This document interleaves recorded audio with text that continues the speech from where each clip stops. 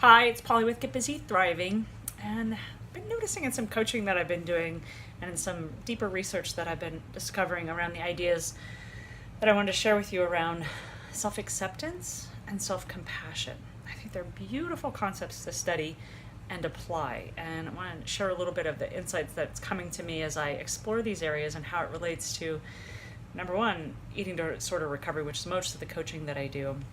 And so self acceptance is a point that we get to. It's like accepting ourselves and who we are, not who necessarily rejecting who we are currently, maybe, in face of, oh, we're not who we want to be. But it's just sort of like an acceptance of our strengths, our flaws, what we're good at, what we're not good at, the way that we are, even in the acceptance of our behavior, right? And that doesn't come with like a permission to be a mean person or awful or even worse, to treat ourselves badly.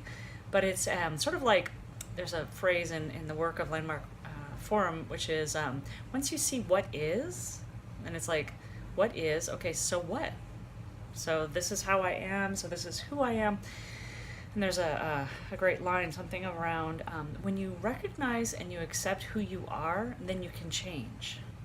And it's in the rejection of who we are, or trying to cover up or mask or avoid or behave in ways that aren't naturally who we are, that we can't empower ourselves. There's a lot there, but basically self-acceptance is that ownership of who we are. And I would say self-love is the next step of that, is liking who we are. But self-acceptance comes from understanding who we are. And then self-compassion, excuse me, is treating ourselves like a kind friend, right? And so it's showing compassion to ourselves. And oftentimes people say, well, we're very good. And believe me, years of living with an inner critic in my head and still sometimes hearing that voice, I have been able to retrain it. But that critical voice, right, that inner critic voice we're familiar with. We're really good at doing that. Not so good necessarily about that loving, compassionate voice, right?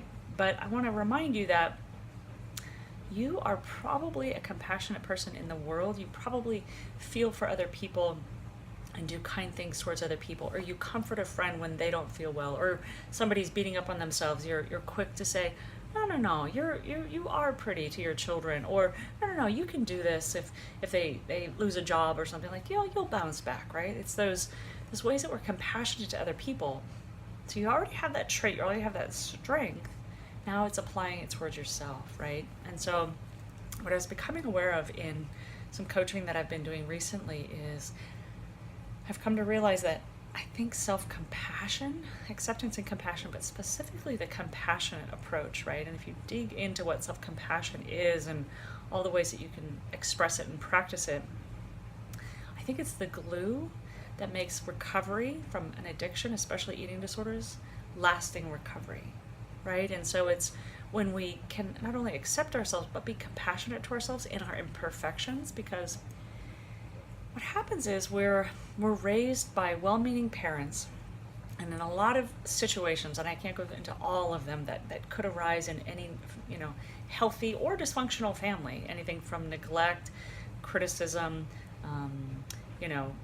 beating you up, or telling you you're not good enough until you achieve something, or forceful, or just neglect, like you don't get attention until something amazing happens, right? And so we create this culture, or these ways of being as we're raising our kids to strive for something, because what do kids want? What do we all want in the world is someone to appreciate us, to feel loved, right? And so we walk around with a couple of tapes running in our mind that say, if we are rejected as children, ignored, or told we're not good enough, or even it can be light and subtle, right? Your parents have a preference towards a sibling and not you, or they're just involved in their work and they don't have a lot of time for you.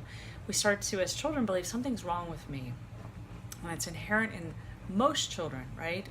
Most, if not all people, especially first world people today, walking around have an inherent belief, I'm not good enough, or I'm not enough. And then what lies behind that is, if I'm not, then I won't be loved. And so that creates patterns of behavior for us, trying to yearn and strive for that love, right? What does it take to win that person's love? And we go through lots of trials and tribulations figuring it out. And when we start to get that recognition, we start to get that appreciation, love, whatever it is we're longing for, or if we never get it, we go throughout life yearning for it and longing for that loving. And I think we lose sight that the place to start and the place that love exists is within ourselves. And I know from my journey through eating disorder recovery, there was a bleak period, probably a 10-year period, eating disorder for 20 years, but a bleak, dark period where I called myself an atheist, and I had zero connection to any sort of spiritual sense, something bigger than me. Now I'm very deeply immersed in, I would say, not only from a quantum level of my connection to the world around me and how we're all interconnected energetically, but something greater. And I would say like my highest self, my universal God self, is a part of me, and I'm a part of it, if you will.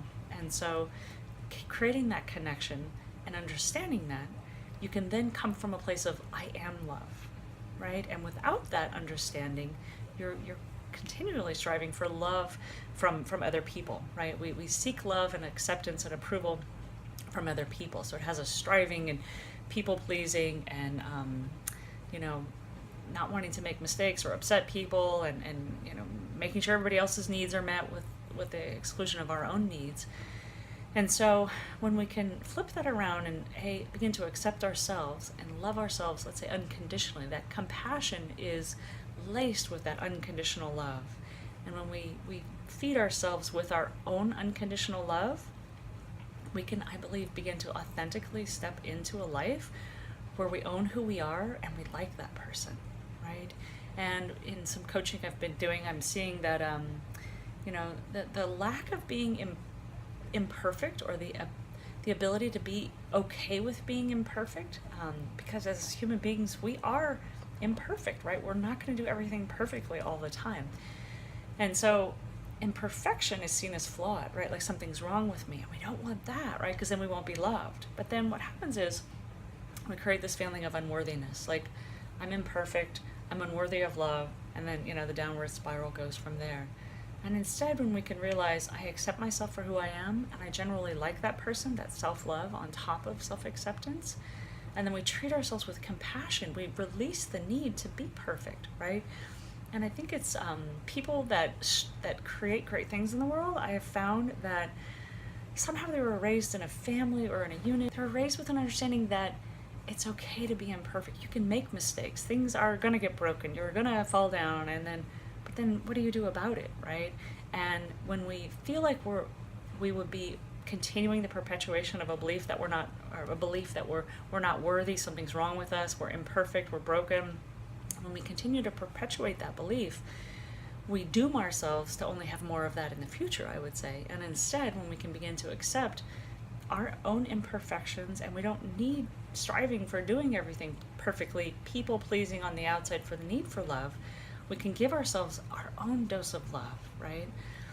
When we can, we fill up our own well. We don't seek external approval, striving, recognition, all these things. They're great, and it's wonderful to have that, but when it's not there, we beat ourselves up for not being worthy of it. And so I think the idea of creating self-acceptance, understanding the way that we are and the way that we're not, again, is the foundation for being able to change, not as I'm broken, flawed, I'm imperfect, let me go just kill myself because I'm not worthy. No, it's like, okay, this is how I am, and then empowering yourself. Well, if next is loving who that person is through, I'm growing into who I want to be, or I'm becoming more of this loving person that I am, or there's areas that I want to change, and believing that I can, right? Taking that locus of control and knowing that, owning that you can change it. And then the compassion is loving yourself even when you don't, right? Even when you don't stand up to your own standards, but not in a, accepting, less than great performance from yourself, but how you actually get the better performance from athletes and in coaching is you reward good behavior. You encourage them and support what they're really up to ultimately, and further along they're reaching that, right? So you do that for yourself with self-compassion. So, I would say a takeaway from this is if you want to learn greater self-acceptance, it's asking questions like, Like, who am I? You know, good, bad, otherwise. What are my strengths? What are my weaknesses? What more can I understand about myself and who I am? And then lace that with self-love and go, okay, this is who I am. I'm a good person, right? And then self-compassion is the practice of treating yourself with kindness and compassion, even when you're imperfect, right? And we were all, for the rest of our lives, we're going to be imperfect. So how about we go about liking ourselves through it, right? And treating ourselves with compassion for a change. If the, you know, the criticalness, the doesn't feel good, if the criticalness, the inner, you know, beating yourself up with a stick was working, wouldn't you feel better? Wouldn't your life look a lot different by now? Well, it doesn't. So how about trying something else for a while? So I hope this has been helpful, and if so, please share a comment. I appreciate your feedback, and I hope this has been valuable too. Take something that you got out of this into your life as you move forward and as you move into this coming week for yourself. Enjoy.